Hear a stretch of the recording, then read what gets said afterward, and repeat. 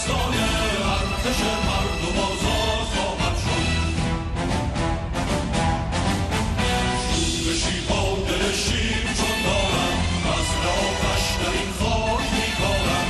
با صراحت درو کن رهایی را، خوشه های پر از خشم بسیارم.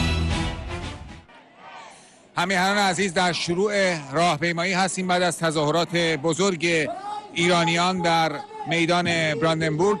همکنون جمعیت داره جمع میشه، از میدان براندنبورگ حرکت میکنن برای شروع این راهپیمایی در ادامه تظاهرات تاریخی ایران آزاد در برلین در آستانه سالگرد انقلاب ضد سلطنتی مردم ایران. شعارها رو شنیدین: نه شاه نه شیخ، آری به جمهوری دموکراتیک در ایران. بعد از سخنرانی خانم رجبی و چند تن از شخصیت‌های برجسته در کنار سایر شخصیت‌هایی که اینجا حضور داشتن، این راهپیمایی الان شکل میگیره و در خیابان‌هایی در امتداد بعد از میدان براندنبورگ ادامه پیدا خواهد کرد.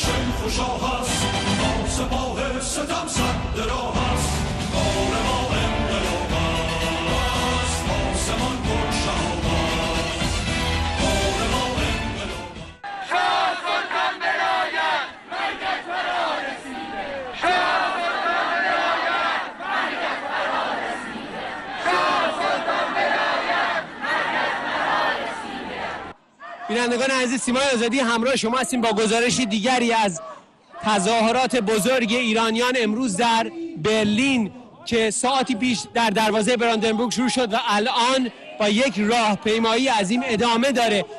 من فقط میتونم از صف به هم پیوسته جمعیت به شما یک فاکت و نمونه کوتاه بگم. اونم زمانی بودش که خودم داشتم فیلم برداری میکردم. دقایق متمادی این فیلم برداری ادامه داشت ولی جمعیت به پایان خودش نزدیک نشده بود. همین الانم ما در مقابل صف هستیم، در جلوی صف میبینیم که در همین پشت سر من نسل‌های مختلف اینجا هستن با یک شعار: مرگ بر ستمگر، چه شاه باشه چه رهبر. همونطور که میشنوین پشت من، همراه ما باشین با گزارش‌های بیشتر از تظاهرات بزرگ ایرانیان آزاده امروز در برلین.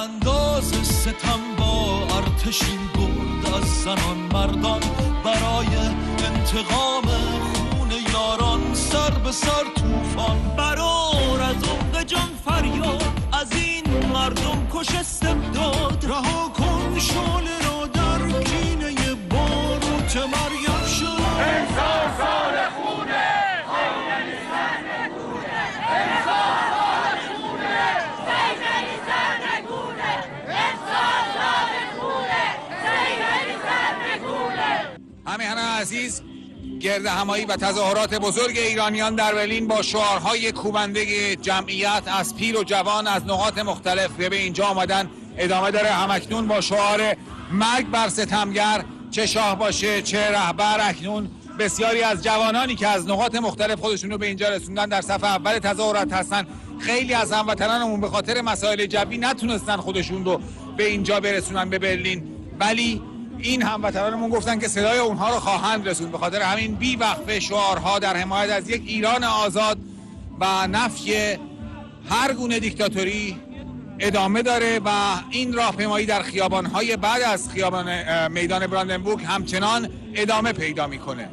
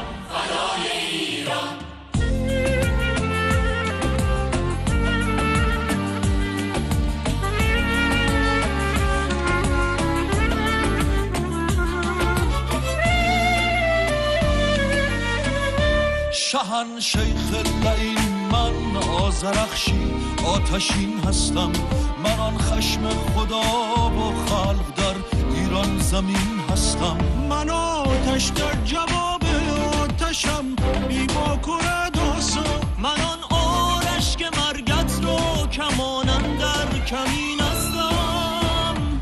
خون در رگان خشم می جوشد آتشین، ای لحظه تفنگ بیرون شو از کمین، بیرون شو از کمین.